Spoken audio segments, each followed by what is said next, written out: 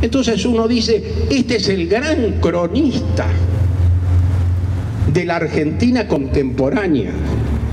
Y qué suerte para la Argentina que este gran cronista era un escritor maravilloso.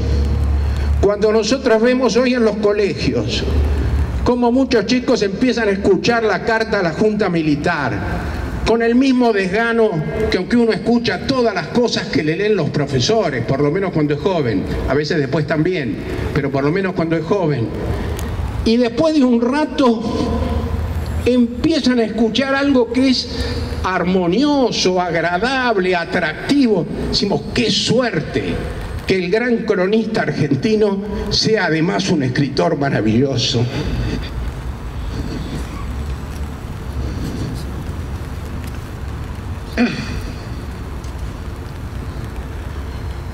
Mucho se ha hablado de la carta. Ya vimos que algunos la malinterpretaron, creyendo que era un gesto audaz, demasiado audaz tal vez, que le había costado la vida. Hay otros que tomaron en cuenta el tono de la carta y nos hablan de un Walsh que ya parecía estar, no sé, tal vez resignado a lo que iba a ocurrir. Algunos avanzan más y llegaron a decir que bueno, estaba algo de suicida podía haber en esa carta. Se refieren al tono verdaderamente dramático que la carta alcanza por momentos. Otros dicen, bueno, eso es un testamento. Y la verdad que en un sentido es un testamento, porque hoy nosotros, si nos preguntan cuál es el testamento político de Rodolfo Walsh, seguramente vamos a decir toda su obra, pero fundamentalmente la carta a la Junta Militar. Pero si todas estas consideraciones, que tienen su parte de verdad, como decíamos, no pueden servir de ninguna manera para desdibujar, para malinterpretar los sentimientos, la actitud y la decisión política de Rodolfo Walsh en el momento que él escribe esa carta.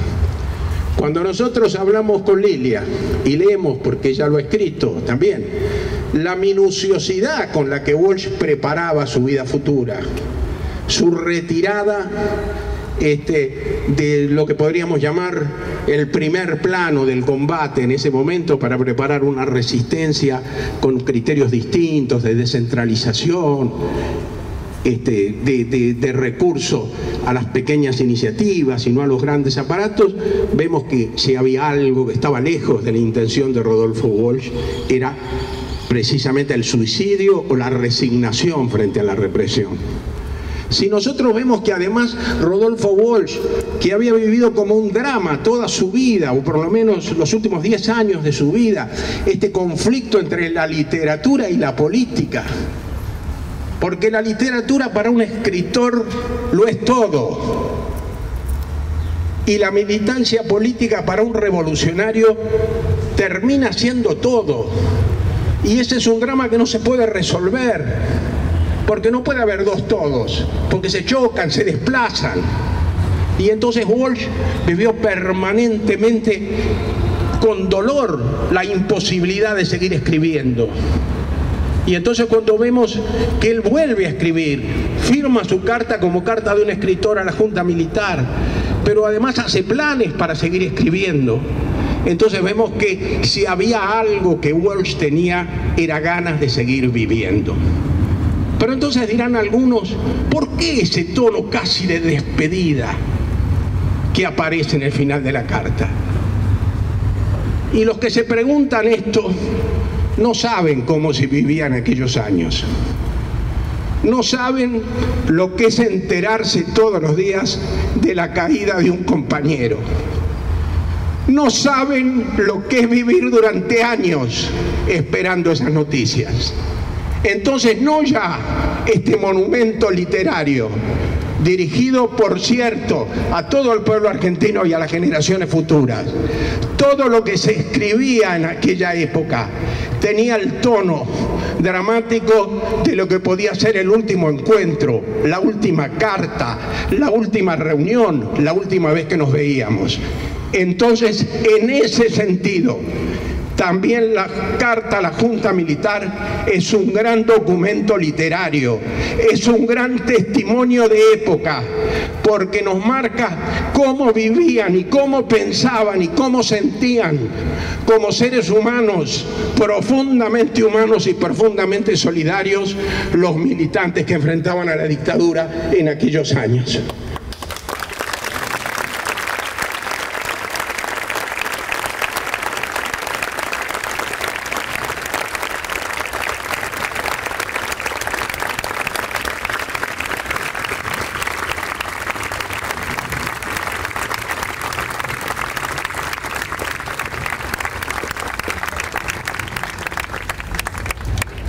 Y Walsh tenía, lo sabemos, más motivos que ninguno.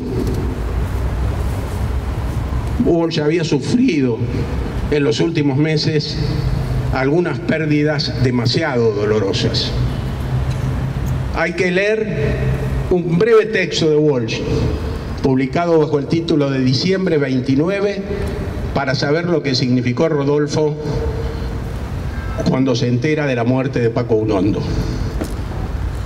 No era solamente la profunda amistad, el respeto, la admiración que sentía por el gran poeta argentino, era también una especie de compinchería, permítanme decir lo que sentían dos grandes escritores metidos en una organización revolucionaria que, me animo a decirlo, no siempre valoraba como tenía que valorar a los grandes intelectuales que estaban integrados en ella.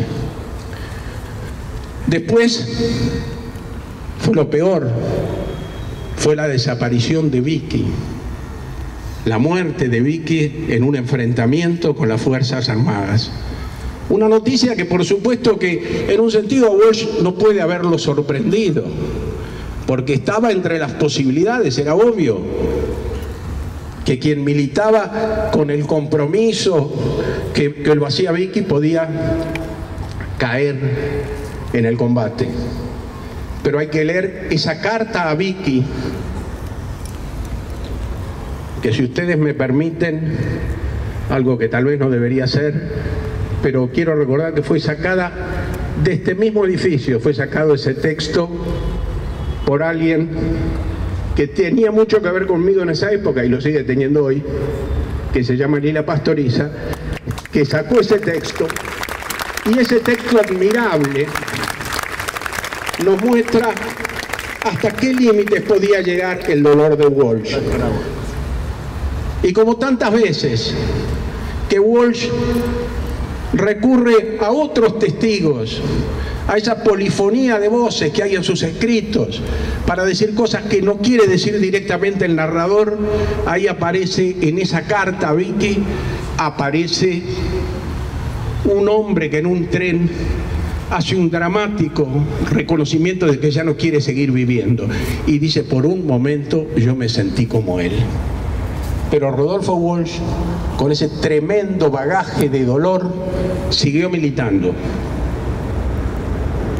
Y tuvo después otros compañeros muy queridos, en particular una pareja de compañeros jóvenes que se hacían llamar Pablo y Mariana, a los cuales él había asumido como discípulos prácticamente, que son también secuestrados poco antes de la caída de Walsh. Entonces, a Walsh, como a todos, como las madres que nos están escuchando y cabecean así mientras hablo, preguntándose o como diciéndome: ¿qué nos vas a venir a contar vos de esos dolores? Y son los dolores que todavía seguimos teniendo nosotros. Pero lo importante es cuando se conjuga en una persona, primero el gran escritor, el gran artista, que pudo darle a todo ese dolor esta forma maravillosa.